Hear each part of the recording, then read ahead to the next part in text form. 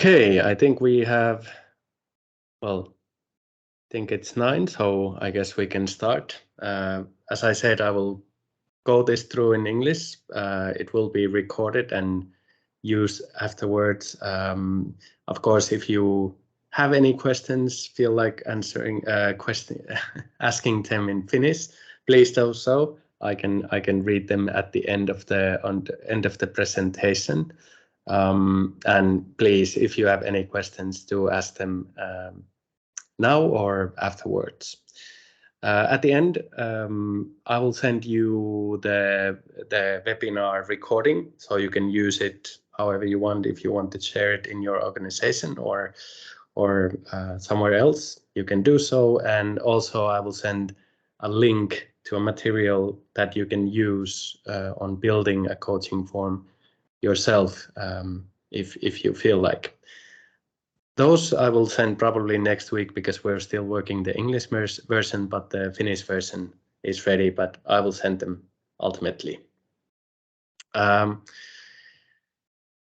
guess we could go to the topic. So the topic today is how to make a coaching form that works. First of all, about QualityDesk shortly. We are founded in 2017. Basically, we exist to make better work life. We truly believe that everyone deserves better leadership, and we have basically made a tool in order to organizations to allow this and make it possible with a software. It's an operational leadership software that is very easy to use, and you can use it with the coaching, but also evaluating the skills of employees. You can use it for self-evaluations and so on. Our customers are, among others, Lähitapiola, which is an insurance company, Fortum, energy company, Tietoevry, and Finnish Postal Office. Presenter is me. I'm Ville Mikkonen, and I am one of the founders of QualityDesk.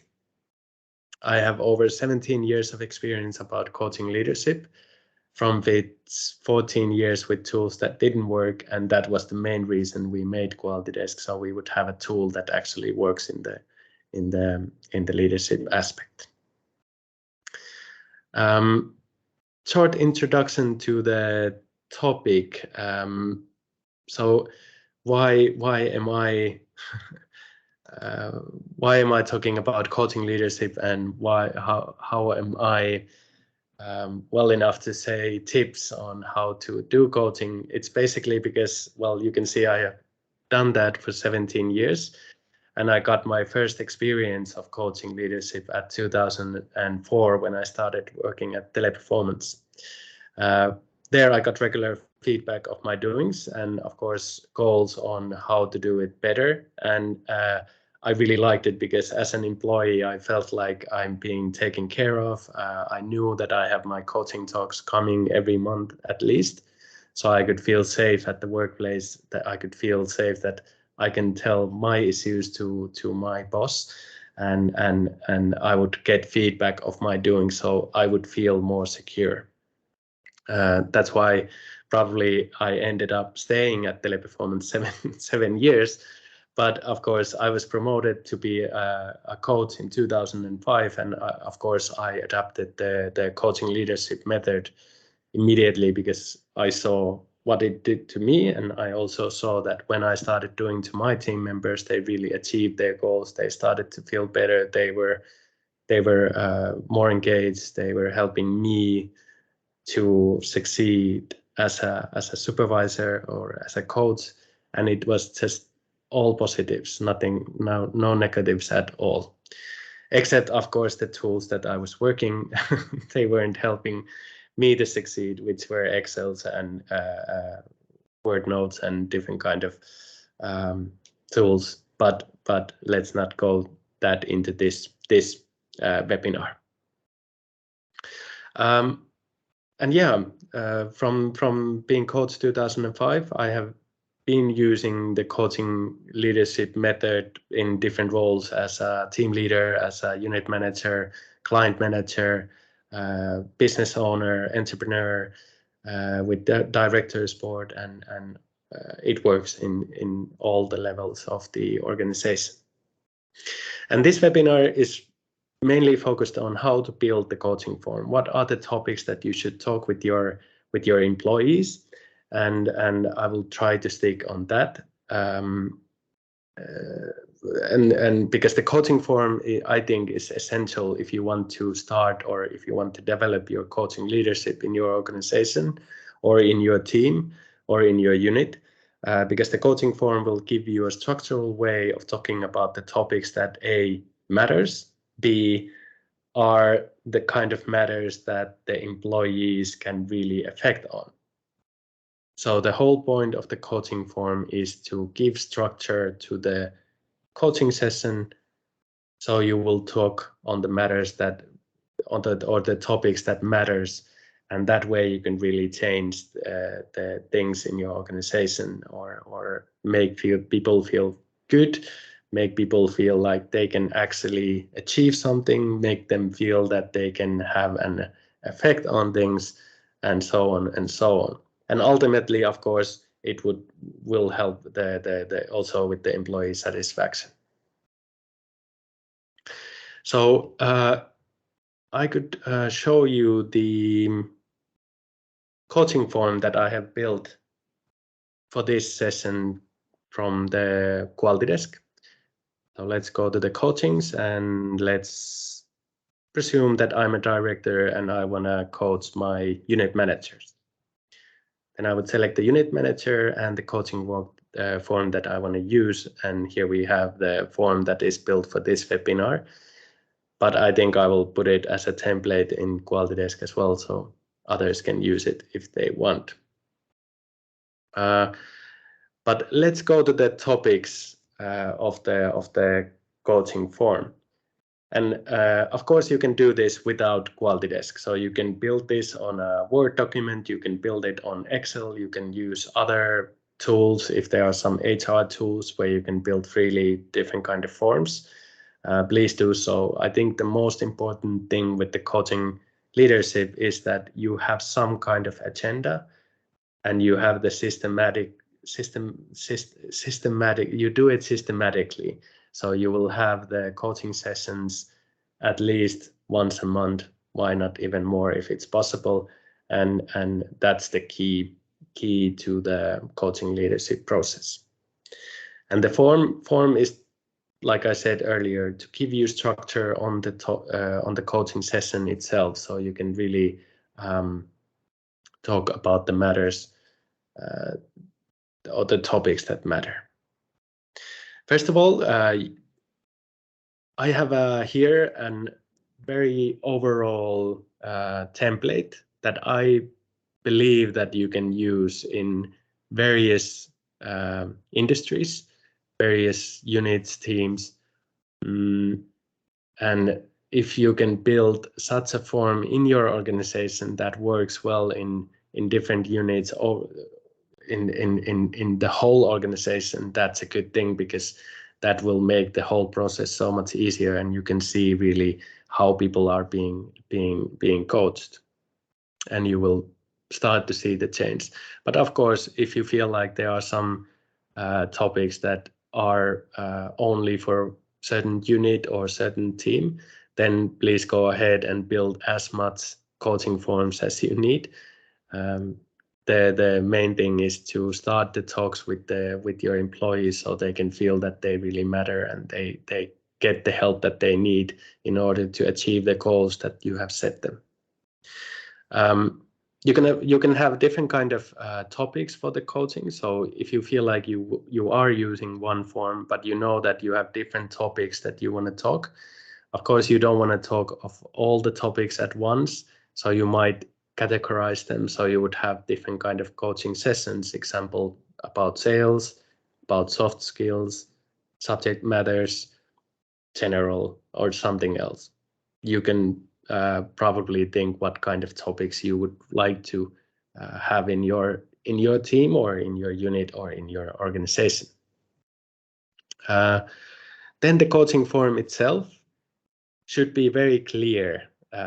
All the topics in the coaching form should be clear, so everybody understands what's the target on each topic. What do you have to talk about? What is the point of the topic? So you can write the questions or the topics very clearly, but also it doesn't hurt if you have information or instructions to the coach or even to the employee about the matter. You can also add in the instructions the goal of the topic. So in order to people to understand why are we talking about this, it's good to explain that this is because of that and that. So you can do that as well. Here I have very short information. So example, the first point here we have that where has the employee succeeded in this month? So the information says that here we go through the feelings of success experienced by the employee, him or herself. Basically, what this why this topic is good is that it forces people to think about the positive things that they're experiencing in their work life.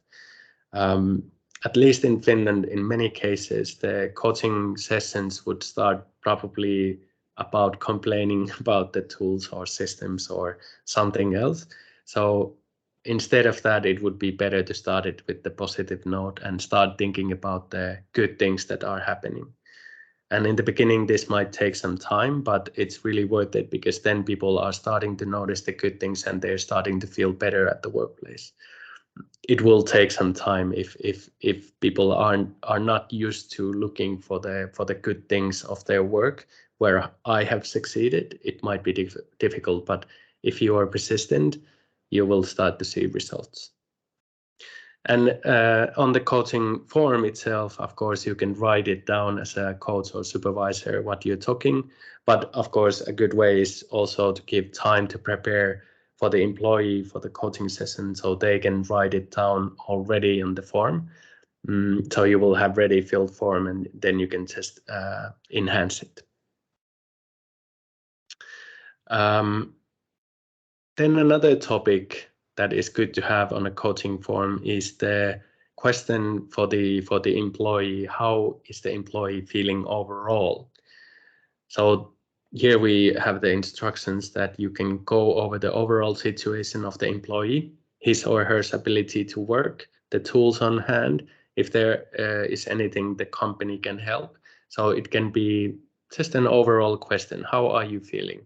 Is everything okay? Is there something that I as a supervisor can do or our company can do to help you feel better? Or if you have some backaches, is there a chair that we can provide you or something else? Just to make sure that the employee knows that you really care and you want to hear how he or she is feeling. Then the third point on this form is also very important in my mind, that you should also ask about the frustration. So this is the part where you can allow people to complain, get the frustrations out, because there's always frustration at the workplace. No matter if it's some software, some tool, some process, customers or something else.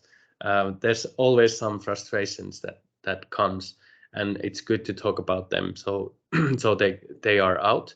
But this is also a good way to collect feedback from your employees about the things that they are noticing in the everyday life.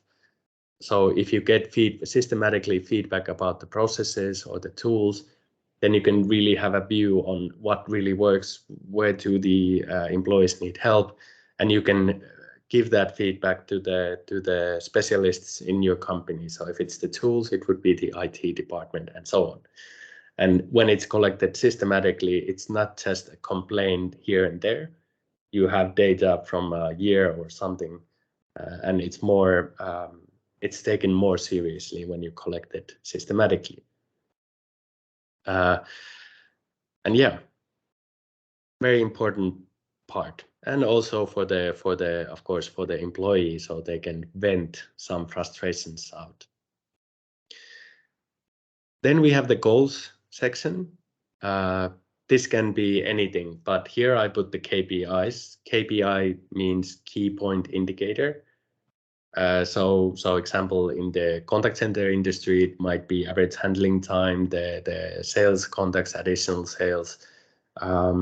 In sales in general, it might be the meetings, how many meetings you have had, how many phone calls have you made, and so on. So it can be really anything.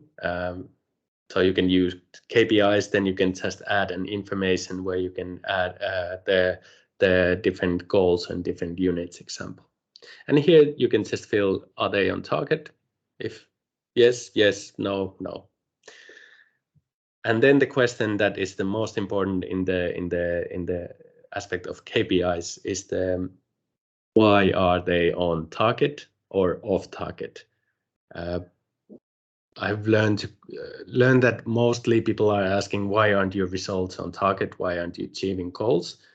I feel like it's more important to talk about the why, the actual topic. Why are they on target? So if there's multiple KPIs, it's good to go through them here. Like, why is this not on target? But mostly why are the ones that are target, why are they in target? Because normally there are the reasons that they can use in order to get the other KPIs on target as well. So it's important to get the root cause from the KPIs. Why aren't they and why are they on target?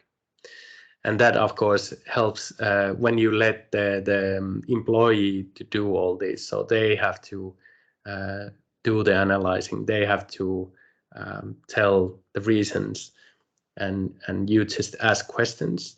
Then you make them to think, how can they actually do better? And when they are thinking the development targets, they of course are more committed on going it through and really develop their skills on the way that they are thinking.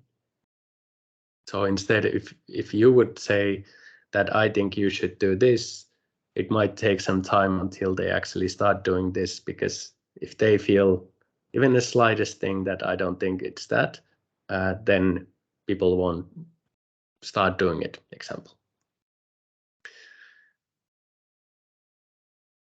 So now we have gone through the coaching form beginning. So we have the observations, talking more like the positive things, the successes, how is the employee feeling, how can we help, are there any frustrations, venting some air, and then we have gone through the goals. So it's important that the employees know about the KPIs, they know what their results are, and also that they understand how they can achieve the goals, and why aren't they or why are they. At this point, I could just check the Teams if there are any questions. Don't see any, but if you have any, just please write on the chat. Then we have the end of the form. So that would be the upcoming month, basically focusing on the development that needs to be done in the employee's work. So here we have the next topic. What is the upcoming month's development target? And here we have the information that this can be jointly agreed development target. This and here you would think about together, mainly letting the employee to tell what he or she thinks that would be the development target, and you as a coach or supervisor not interfering too much. But of course, if you feel like at some point that the employees already very skillful on the topic that she or he wants to develop, then you'd of course have to take the coach in you and coach them more secure on their skills, because if you as an outsider can see that they're doing exceptional work, but they still feel like they are not doing well, it's very important that you focus on that matter and not try to look any others, because that's a big issue if people are doing very well but they feel like they're not doing well. It's a topic itself, so you should focus on that. But mostly it's good to have the employee to tell what he or she wants to develop on their work. So here you would go through that. Then very important question is that how can the supervisor or coach help? So how can I help you? So you let them know that you are there for them, and also it's good to hear where do they feel like they need help, and you can get a permission to help them without you micromanaging everything. Example. Then you just write it down, and of course, if there's something that the employee feels that you can help with, it's very important that you do it. So if you write something down and then you don't commit to that help, it's very damaging. So make sure that you can actually help in a way that the employee feels like he or she needs help. Then how do I? Then the last point here would be, how do you follow up and measure the development target? So this is also very important to understand. So if you're doing development targets, they should be that kind of targets that you can really follow up, like follow through and see if the development has happened or not. So this is very important as well. So you shouldn't write down on any kind of targets that can't be measured or signed off or on somehow. So you can it's very important that to have a development target that you can see that, okay, this development has happened, and also so the employee can see that, okay, I have learned something new, I have better my skills. So this point is important in the sense that here this topic is forcing you to really think, how do you measure the success of the development target with the supervisor and coach, but also with the employee. So that's why it's important, because if you can't have anything here, then it's probably not a good development target. So you could go back or even delete the development target. And if you feel like there's nothing that the employee needs to develop in their skills or work, then of course you don't have to fill them, and you can just sign them off like there's no needs at the moment. Point is that don't try to force anything to any part on the form. So if there's difficulties of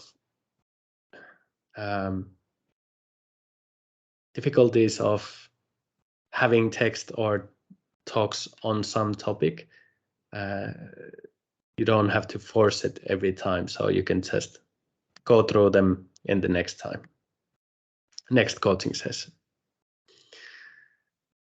And then when you have the development follow-up target, it's good to make it as a clear target. So in QualityDesk, you can just put it here in the bottom of the coaching form. So you would have the date when the target needs to be done, and you can write here that let's say employee has to do X and Y. So it's good to have the development target written down very clearly. If you don't use QualityDesk or any kind of these leadership tools, you can just write it on the calendar invite. So you would have the follow-up date as the calendar invite, and then you would have the development target on the on the invite. But also, if you can, save the form and put it as an attachment, so you will have everything in that calendar invite, and nobody has to look for documents on anywhere else. In QualityDesk, you can just send it straight to the employee.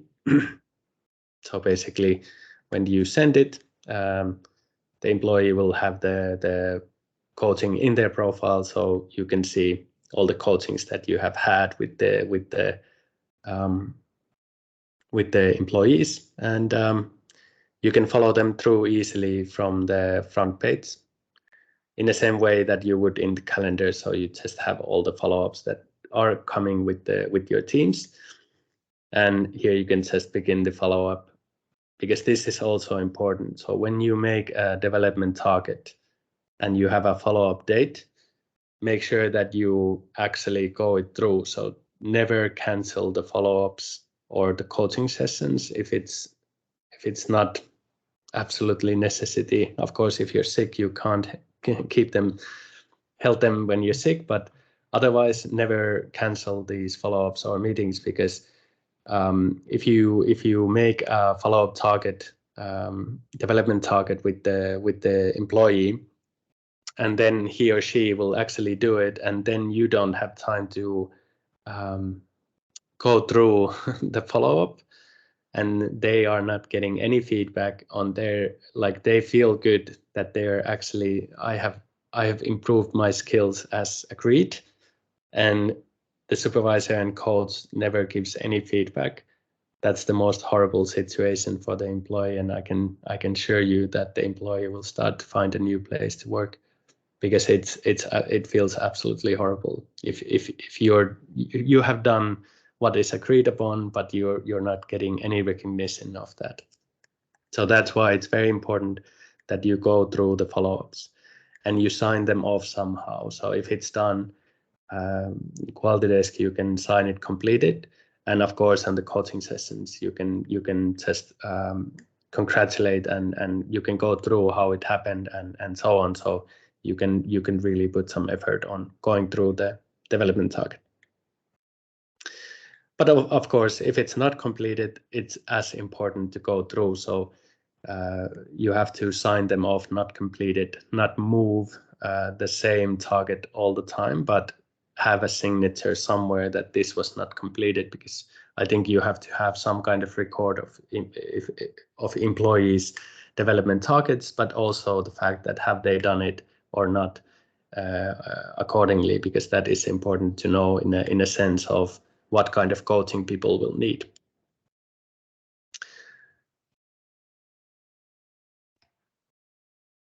And yeah, that's pretty much it. So coaching form, it's good to build, I guess, a wrap up at the end. At the coaching form, it's really important to build one so you can have structure in your coaching sessions. The topics, it can be overall topics like I showed you here. These I think you can use in any industry, on any situation, on any unit, with any employee, even with directors, managers, and supervisors. But it can be also very, very precise. So if you feel like, example, you want to, if you notice, example, that your team is not, they are not remembering the values of your company, you can have a topic on the coaching form where you talk about the values of the company, so you can get them understanding the values, what they are, and if to understand if they are working like with the values, and so on. Same thing with the strategy.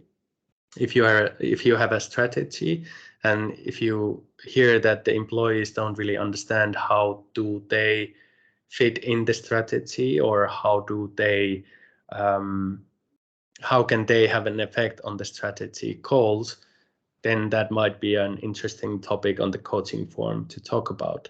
So you can actually talk about the strategy and let them understand what it is and what is their part on them on the strategy, and that way you can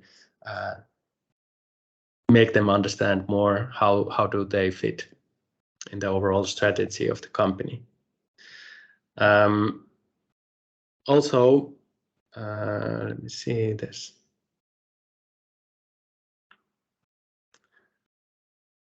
Also, you can have different things, like we have the pandemic. I guess it's starting to go over, but these kind of big matters that are happening in the world, those might be important as well in the coaching form. So you would have, how do you feel about the pandemic spreading, or how do you feel about the war going on, or things like that. So it's all about what you feel like your team needs. So in that sense, it's also good to ask about your team, like what would they want to talk at the moment. But for that, you can also have a free other topics on the coaching form, so you can speak freely about the topics. It can be different topics with different employees. So with the other topics field, you can write down there, or have just other topics to talk about in the coaching session.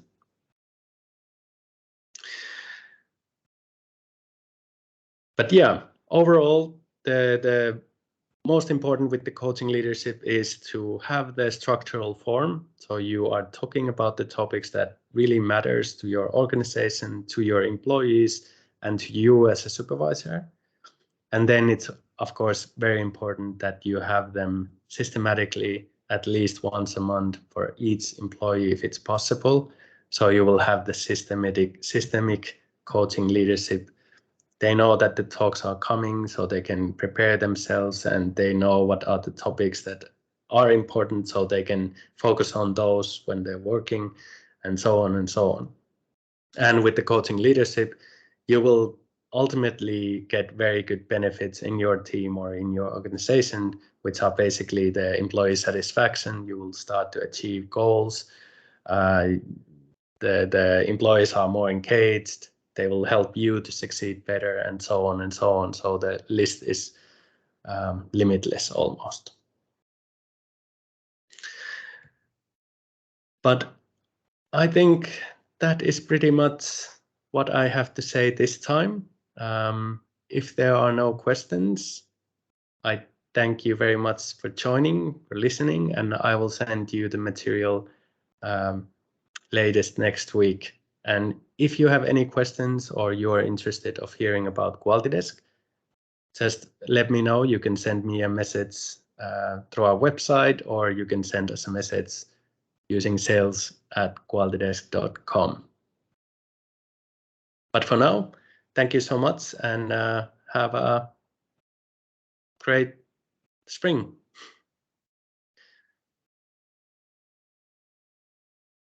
Thank you. Bye.